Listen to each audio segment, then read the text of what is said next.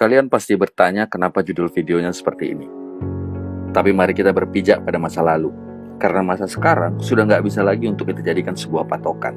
Karena di tema bahasan kali ini kita bicara mengenai budi dan daya ataupun budaya yang pada saat ini susah juga untuk bisa kita kategorikan. Oh ya, budaya itu hasil pikir yang sangat bergerak dan dinamis ya. Perubahannya pasti ada, hanya tinggal lihat saja ke arah yang positif ataupun yang negatif. Kita ini diseragamkan, kita diserupakan, kita harus berjalan pada pakem dan rel yang ditentukan. Nggak boleh berpikir liar, harus pada jalur yang itu-itu saja. Akhirnya kita menjadi generasi yang seperti kerbau yang dicocok hidupnya. Mari kita bahas dulu sedikit sejarah bagaimana leluhur kita di masa lalu. Dahulu di abad 8, kita sudah mendirikan Borobudur. Kalian tahu Borobudur kan? Terlepas bagaimana semua kontroversinya. Ayo, siapa yang mendirikan Borobudur? Coba saja compare dengan beberapa negara lain. Mereka sudah mencapai apa pada saat abad itu? Atau baca sejarah dunia, khususnya Asia. Siapa saja yang berperadaban tinggi pada masa itu? Kita salah satunya. Bukan hanya itu, di abad 6 kita sudah bicara mengenai ekspansi Dapun Tahyang seperti yang tertulis pada prasasti Kedukan Bukit. Lalu kalian akan bilang ini adalah sebuah kebanggaan diri atau personal saja. Loh, ini ada prasastinya. Barang itu juga masih ada sampai hari ini. Lalu kita melihat sebuah catatan lain. Ada pula Atisa Dipankara Srijana, guru Buddha Tantrayana yang berasal dari Kekaisaran Pala.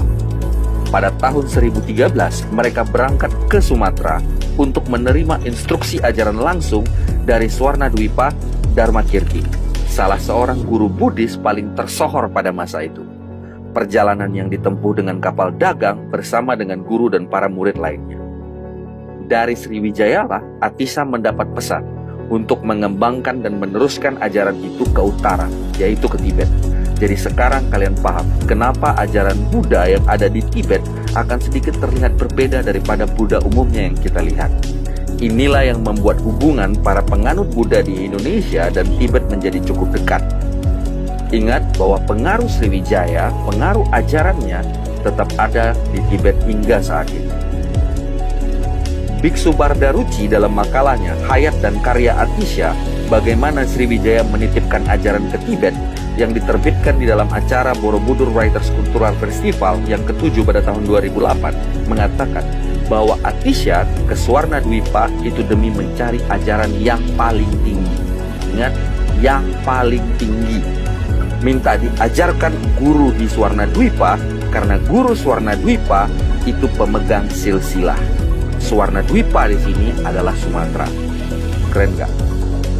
Ini cerita nenek moyangmu, cerita leluhurmu, cerita orang tuamu. Keren begini kok masih gak bangga? Lalu, apakah kalian familiar dengan catatan Yijing atau Icing?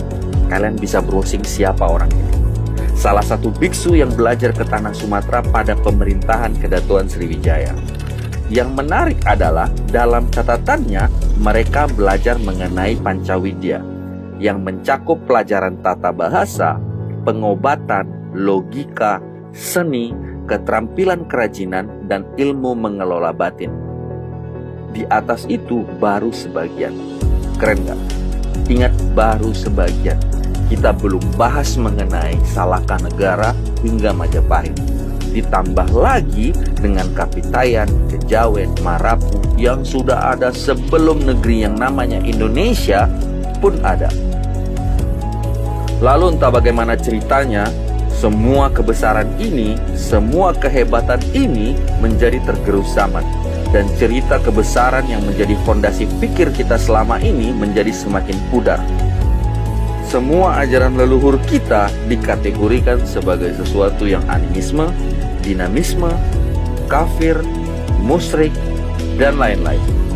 Seolah menjadi sesuatu yang salah, sesuatu yang terlarang. Kita dihancurkan dan dibuat menjadi rendah diri.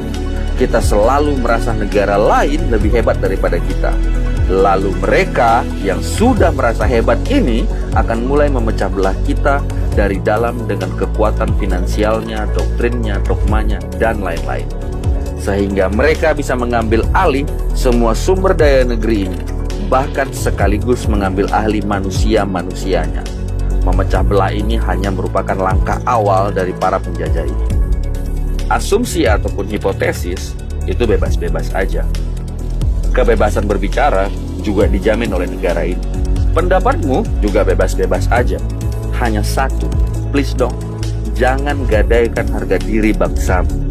Jangan menjelek-jelekkan sesama bumi putra. Apalagi kalau fakta sejarahnya ada. Bahkan yang paling ajaib, ada beberapa kelompok orang yang sibuk mengaburkan sejarah. Nggak mengerti juga apakah ini pesanan atau memang salah interpretasi. Terparahnya, kita bahkan nggak bisa memahami bahasa kita sendiri. Kita nggak lagi bisa membedakan yang mana doa, yang mana mantra. Apakah doa dan mantra adalah hal yang sama? Apakah doa bahasa asing? Apakah mantra bahasa kita? Apakah mantra Sanskrit dan doa adalah? Kita nggak bisa lagi membedakan bumi putra dan pribumi. Lalu bagaimana kita bisa membahas Bhairava Tantra yang lebih kompleks daripada kalimat di atas? Tidak pernah ada Nusantara dan Indonesia yang berbeda tanpa izin Sang Pencipta. Tidak ada Indonesia yang berbeda suku, agama, dan ras tanpa izin Sang Pencipta. Lalu kenapa kita malah sibuk menentang apa yang sudah Sang Pencipta berikan? Bukankah kita yakin bahwa Sang Pencipta selalu memberikan yang terbaik? Sang Pencipta memberikan kita yang namanya otak dan nurani. Mari gunakan otak dan nurani kita yang notabene diberikan oleh Sang Pencipta untuk berpikir dan berperi kemanusiaan.